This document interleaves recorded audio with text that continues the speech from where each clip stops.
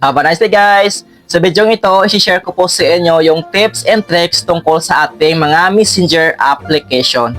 Ito yung 5 bagay na dapat naka-turn on sa ating messenger application.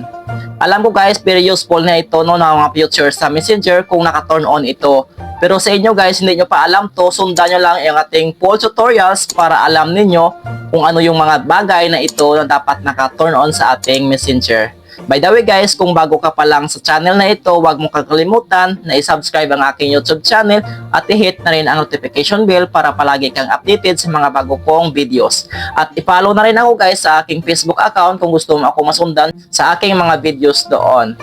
So alam mo guys, itong mga tips ko guys at tricks ko sa inyo sa ating mga messenger, hindi nyo pa alam ito guys paano ito i-turn on, kaya panoorin nyo lang guys yung ating video. Ito yung mga bagay na dapat naka-turn on sa mismong messenger application mo.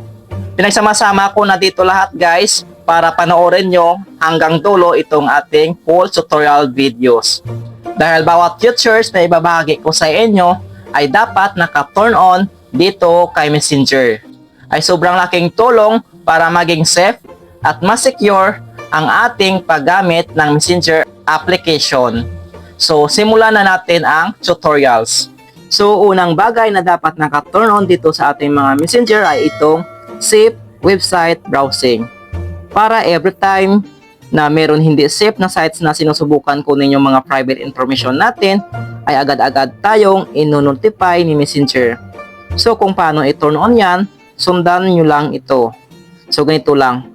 Pag open natin ang ating messenger application, i-select lang natin itong menu or 3 lines. And then, i-select naman natin dito yung setting. At hanapin ang privacy and safety.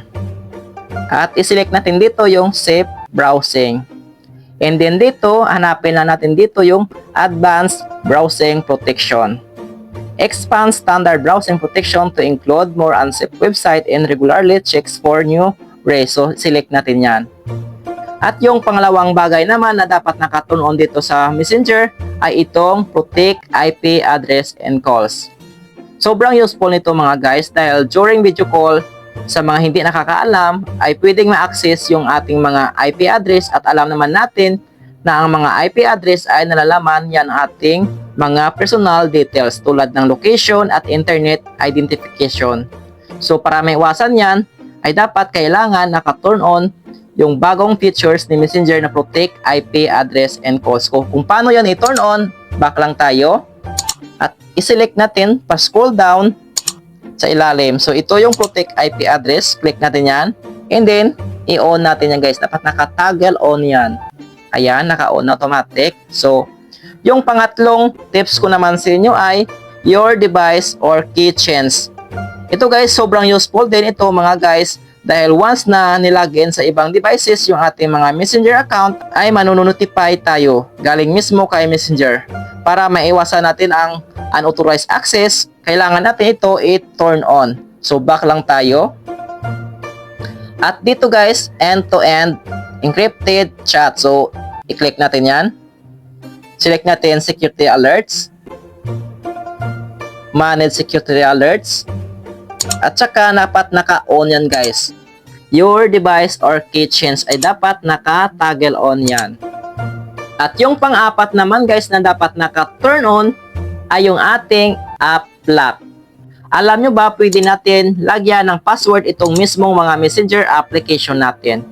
Para kahit gamitin ng iba itong ating mga cellphone ay hindi agad nila mababasa or ma-open itong ating mismong mga messenger application.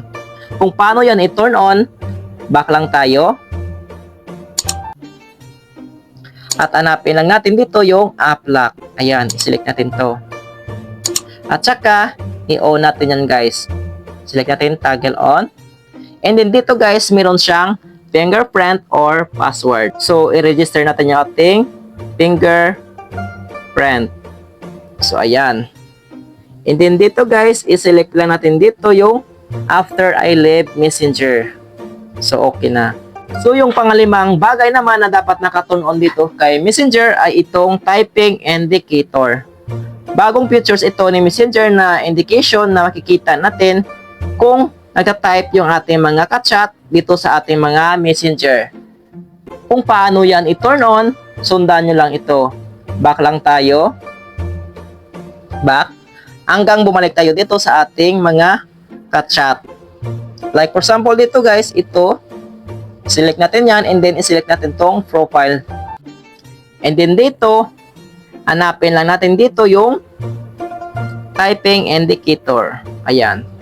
So, dapat dito guys ay naka-turn on din yung ating typing indicator para alam natin kung yung ating ka-chat ay nagre-reply, nagka-type siya. Ito yung mga 5 bagay guys na dapat naka-turn on sa ating messenger application. Kasi malaking tulong ito guys kapag naka-turn on sa ating messenger application. Kaya kung nakatulong itong video natin guys, yung ating full tutorials, please paki-share, paki-comment, paki-react, at paki-follow na rin ako guys. At kung meron kang katanungan na hindi ko na-explain dito sa ating tutorials, pwede ka dyan guys mag-comment sa baba. At kung gusto mong pa-shoutout, paki-comment lang dyan na hashtag #tutofred pa-shoutout. So hanggang dito na lang guys, sana meron po kayong natutunan sa ating tutorials. Thank you so much for watching. Bye-bye!